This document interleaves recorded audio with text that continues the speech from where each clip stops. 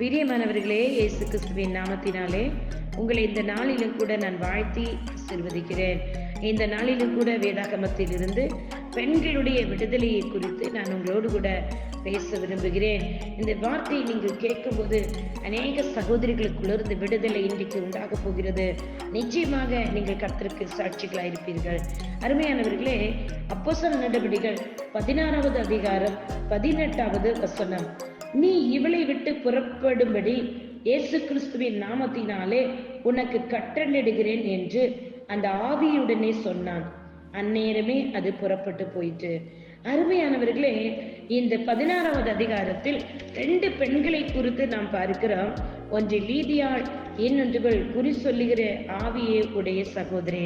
இந்த 2 சகோதரிகளும் கிறிஸ்து இயேசுவின் நாமத்தினால விடுவிக்கப்படும்படி, ரட்சிக்கப்படும்படி அந்த இடத்திற்கு வந்திருக்கிறார்கள். பாருங்கள், பவுல் ஊழியம் செய்து கொண்டு இருக்கும் பொழுது அவர்கள் பின்தொடர்ந்து இந்த குறி சொல்லுகிற ஆவியுடைய பெண் என்ன சொல்லுகிறார் பாருங்கள், இவள் தேவனுடைய ஊழியக்காரன், ரட்சிப்பின் வழி நமக்கு அறிவிக்கிறவன் என்று சத்தமிட்டாள். அவள் சத்தமிட்டது மட்டும் நிற்கவில்லை, இப்படி அநேக நாள் அவள் செய்து கொண்டே வந்தாளாம். அப்படி அநேக நாள் அவள் செய்து கொண்டு வரும் பொழுது அவள் சினங்கொண்டு அவளை சரீரத்துக்குள் இருக்கிற அந்த ஆவியை பார்த்து அவர் பேசுகிறார். என்ன பேசுகிறார் பாருங்க, அவளுடைய சரீரத்திலிருந்து வெளியே வரும்படி நான் உனக்கு கட்டளையிடுகிறேன் என்றார். அப்போஸ்தலன் பவுல் பேசிய விதம் எப்படி இருந்தது பாருங்க. இயேசு கிறிஸ்துவின் நாமத்தினால அந்த அசுத்த ஆவியுடன் தான் அவர் பேசினார்.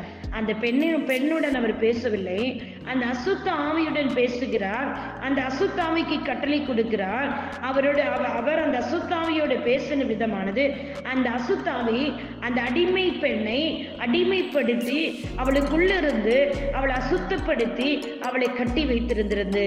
அந்த அசுத்த ஆவியை பார்த்துதான் அவர் சொன்னார், அவளில் இருக்கக்கூடாது என்பதை அவர் உணர்ந்தபடியினால் அவளுடைய சரீரத்துக்குள் அந்த அசுத்தம் இருக்கக்கூடாது, அவள் அசுத்தமாவே இருந்து கொண்டு இருக்கக்கூடாது, அசுத்த ஆவிக்கு அவள் உடலில் இருக்க இடம் இருக்கக்கூடாது என்பதை பவுல் உணர்ந்தபடினால் அவர் என்ன சொல்றார் தெரியுமா, அசுத்த ஆவி அந்த சரீரத்தை விட்டு வெளியேறும்படி அந்த அசுத்தாவிக்கு கட்டளை கொடுத்த மாத்திரத்துல அந்த அசுத்தாவி அவளை விட்டு அந்நேரமே புறப்பட்டு போயிருத்து. பிரியமானவர்களே, இந்த நாளிலும் என் தேவனாகிய கர்த்தர் கிறிஸ்து இயேசுவின் மூலமாக நம் சகோதரிகள் ஒவ்வொருவருக்கும் பிசாசுகளை துரத்துகிற வல்லமையை கொடுத்திருக்கிறார். உங்கள் சரீரத்துக்குள்ள இருக்கிற அந்த அசுத்த ஆவி உங்களை அதிகமா பேச வைக்குதா, அது ஒரு அசுத்தாவிங்க. சொன்னதே திருப்பி திருப்பி சொல்ல வைக்குதா, அது ஒரு அசுத்தாவிங்க. முறுமுறுக்க வைக்குதா, அது ஒரு அசுத்தாவிங்க. உங்க சரீரத்துக்குள்ள அசுத்தாவிக்கு இடமே இல்லை. உங்க சரீரம் தேவனுடைய ஆலயம். அந்த அசுத்த ஆவியை பார்த்து இப்பொழுது நீங்க தான் கட்டளை கொடுக்கணும். பொல்லாத அசுத்த ஆவியை என்னுடைய சரீரத்திலிருந்து வெளியேறி போகும்படி அசுத்த ஆவியவனுக்கு கட்டளை கொடுக்கிறேன் இயேசுவின் நாமத்தில் என்று சொல்லி நீங்கள் சொல்லும் போது அந்த அசுத்தாவி இப்பொழுது உங்களை விட்டு வெளியேறி போகிறது நீங்கள் உணர்வீர்கள். பிரியமானவர்களே, அந்நேரமே அந்த அசுத்தாவி அவளை விட்டு வெளியே போனது என்று பவுல் சொல்லுகிறார். இப்பொழுது இயேசுவின் வல்லமையான நாமத்தினால பொல்லாத அசுத்தாவியை இதை கேட்கிற சகோதரிகளுடைய சரீரத்துக்குள்ள இருந்து பலவீனங்களை, வியாதிகளை, நோய்களை எடுத்துக்கொண்டு குறி சொல்லுகிற பொல்லாத அசுத்தாவியை அவர்களை விட்டு வெளியேறி போய் என்று உனக்கு நான் கட்டளை கொடுக்கிறேன். இயேசுவின் நாமத்தின் அசுத்தாவி ஒவ்வொரு சகோதரிகளை விட்டு வெளியேறி போனதற்காக நன்றி, ஸ்தோத்திரம் இயேசுப்பா. பிதாவே, ஒவ்வொரு சகோதரியுடைய பரிசுத்த பிள்ளையாகி கிறிஸ்துவின் ரத்தத்துக்குள்ள கொடுக்கிறேன். அப்பா, பாதுகாத்துக் கொள்ளுங்க, வழி நடத்துங்க. சகோதரிகள் இந்த நிமிஷத்தில் விடுதலை கொண்டிருக்கிற ஸ்தோத்திரம்.